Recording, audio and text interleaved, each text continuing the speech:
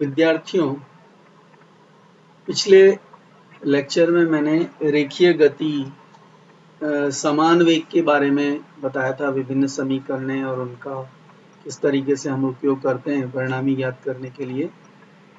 अभी हम uniform acceleration या त्वरण के अधीन गति कैसे होती है और कौन सी समीकरणें काम आती हैं, किस तरीके से हम प्रॉब्लम्स को सॉल्व करते हैं वह पढ़ते हैं। त्वरण को डिफाइन करते हैं हम वेग में परिवर्तन की दर के रूप में।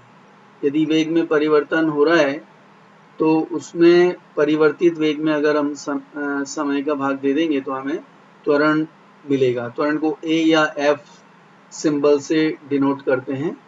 त्वरण की यूनिट हो जाती है, वेग में भी समय का भाग लग रहा है तो मीटर पर सेकेंड स्क्वायर। यदि समय के साथ साथ वेग में वृद्धि होती है, अर्थात समय जैसे जैसे आगे बढ़ता है वैसे वैसे अगर वेग बढ़ रहा है तो उसको हम त्वरण के रूप में लेंगे, प्लस के रूप में लेंगे। और यदि बाद में वेग कम हो रहा है समय के साथ तो हम उसे मंदन के रूप में लेंगे और सिंबल ए या एफ का माइनस के रूप में लेंगे। हमारे पास 4 समीकरणें हैं, ये पहले भी आप पढ़ चुके हैं इनको। पहली गति की समीकरण है v बराबर u plus minus A T. मैंने कॉमन इक्वेशन ले ली है। यदि त्वरण है तो प्लस ले लेंगे और मंदन या रिटार्डेशन है तो माइनस ले लेंगे। इसी तरीके से द्वितीय समीकरण है s बराबर u t plus minus half a t square. तीसरी समीकरण है हमारे पास में v square equal to u square plus minus 2as। और एक चौथी समीकरण है जो कि हमें nवें सेकंड में चली गई दूरी को बताती है, वो है Sn बराबर u plus minus A by 2 into 2n minus 1। यहाँ यह जानना जरूरी है कि गति कहीं से भी प्रारंभ हुई हो, हमें उससे मतलब नहीं है। जिस समय हम उसको ऑब्जर्व करना शुरू करते हैं, जिस इंस्टेंट पे, वो प्रारंभिक वेग होगा।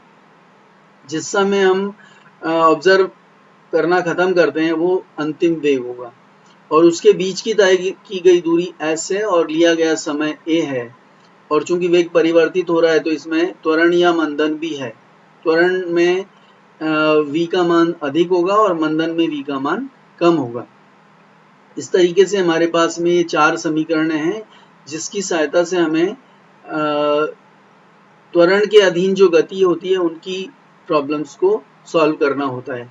यहाँ अधिकतर हमें वेग किलोमीटर पर आवर के रूप में भी दिया होता है, तो उसको कन्वर्ट करने के लिए हम किलोमीटर को अगर मीटर में कन्वर्ट करें और आवर्स को सेकंड में कन्वर्ट करें तो 1000 मीटर हो गया और एक घंटे में 60 इंटू 60 यानी कि 3600 सेकेंड्स हो गए।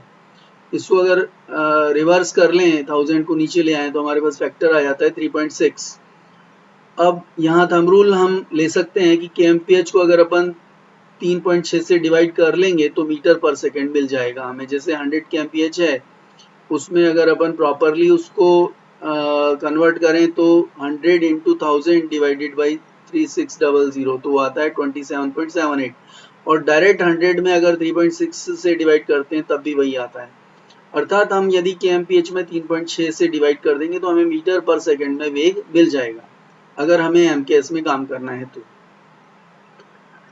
और यदि मीटर पर सेकंड है और उसको हमें फाइनल आंसर kmph में कन्वर्ट करके देना है तो रिवर्स प्रोसेस हो जाएगा। मीटर पर सेकंड में अगर अपन 3.6 से गुणा कर देंगे तो kmph में हमें वेलोसिटी मिल जाएगी। प्रॉब्लम लेते हैं। एक रेलगाड़ी 40 kmph से चल रही है, उसे टक्कर से बचाने के लिए 11 सेकंड में विराम अवस्था में लाया जाता है। मंदन ज्ञात कीजिए। मंदन उन्होंने खुद नहीं दे दिया है प्रॉब्लम में। इसका मतलब ये है कि बाद का वेग कम हो रहा है और हमें पता है कि विराम अवस्था में लाना है, तो अंतिम वेग कितना हो गया, 0। अब यहाँ से प्रॉब्लम से पैरामीटर्स को कलेक्ट करें तो 48 kmph प्रारंभिक वेग है, जिसमें 3.6 से डिवाइड करके मीटर पर सेकंड में निकाल लिया उसको 13.33। फाइनल वेलोसिटी 0 है, विराम अवस्था में ला रहे हैं तो v का मान हो गया 0। समय जो लग रहा है वो 11 सेकंड है। अब मंदन हमसे पूछा है। अब कुल मिला के इन इक्वेशंस में 5 पैरामीटर हैं, u, v, a, t और s। इसमें हमारे को एक पैरामीटर नहीं दिया है जो कि s है, तो s चूंकि बाकी दोनों समीकरणों में आ रहा है, इसमें नहीं आ रहा है, तो हम पहली समीकरण लगाएंगे और माइनस में लेंगे चूंकि मंदन है। तो पहली इक्वेशन को सेलेक्ट करना अपने आप में बहुत इंपॉर्टेंट है। हमारे को जो गिवन पैरामीटर है उससे हम समीकरण को सेलेक्ट करते हैं। पैरामीटर जो दिए हैं वही हमें बताती है कि समीकरण को कौन सी समीकरण को लिया जाए। तो फाइनल वेलोसिटी 0, इनिशियल वेलोसिटी 13.33, ए का मान हमें ज्ञात करना है, समय हमें दिया हुआ है 11 सेकेंड। इस इक्वेशन को यदि सॉल्व करते हैं तो हमारे पास में मंदन का मान आता है 1.212 मीटर पर सेकेंड स्क्वायर। इसी तरीके से दूसरी प्रॉब्लम लेते हैं हम। एक पिंड अपनी यात्रा के 5वें तथा 7वें सेकंड में क्रमशः 30 और 42 मीटर दूरी तय करता है। उसी पिंड द्वारा उसी यात्रा के 10वें सेकंड में चली गई दूरी ज्ञात कीजिए। अब हमें 10वें सेकंड में चली गई दूरी ज्ञात करनी है, हम उसी पे आते हैं जो हमें ज्ञात करना है। तो इसमें इक्वेशन nवें सेकंड वाली इक्वेशन चौथी समीकरण लगेगी, 5वां सेकंड, 7वां सेकंड, अंतिम सेकंड, इस तरीके की अगर चीज हमें एक प्रॉब्लम में दी हुई है तो ये चौथी समीकरण इसमें लगेगी। अब इसमें जो पूछा है वो है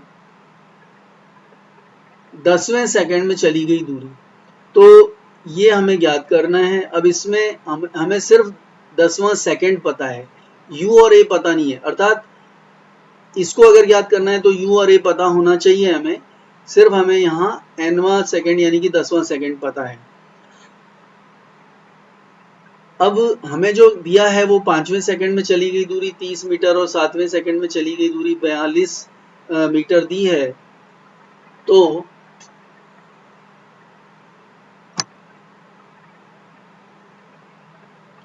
पांचवें सेकंड में चली गई दूरी के लिए हम इसी समीकरण में मान रखें तो हमारे पास में चली गई दूरी है और समय है। तो एक इक्वेशन हमको मिल जाती है 30 बराबर u plus a by 2, bracket में आ जाएगा 2 इंटू 5 माइनस 1। इससे हमें मिल जाता है 30 बराबर u प्लस 9a बाई 2। ये सेकेंड इक्वेशन मान ली, पहली इक्वेशन ये रही।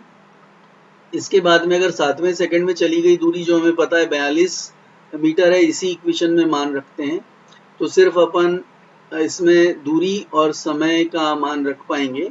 तो यहाँ से हमें मिल जाता है 42 बराबर u plus 13a by 2, 14 minus 1 is 13 divided by 2। अब इसमें तीसरी समीकरण में से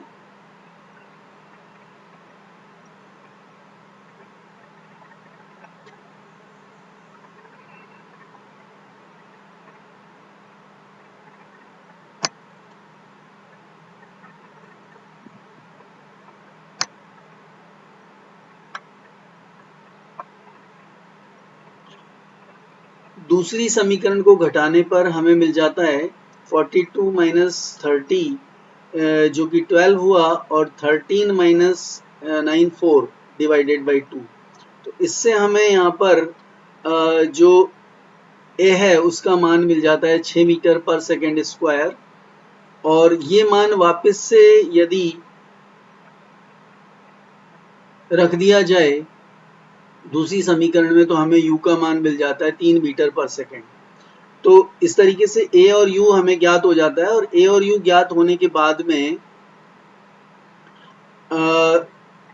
पहली समीकरण में यदि मान रख दें तो 10वें सेकंड में चली गई दूरी हमें ज्ञात हो जाएगी। चूंकि हमें वहाँ पे 10वें सेकंड में चली गई दूरी हमें ज्ञात करनी थी, तो u का मान 3 मीटर पर सेकंड और a का मान 6 मीटर पर सेकंड स्क्वायर रखने पर हमें मिलता है 10वें सेकंड में चली गई दूरी 60 मीटर। इस तरीके से हम इन प्रॉब्लम्स को सॉल्व कर सकते हैं।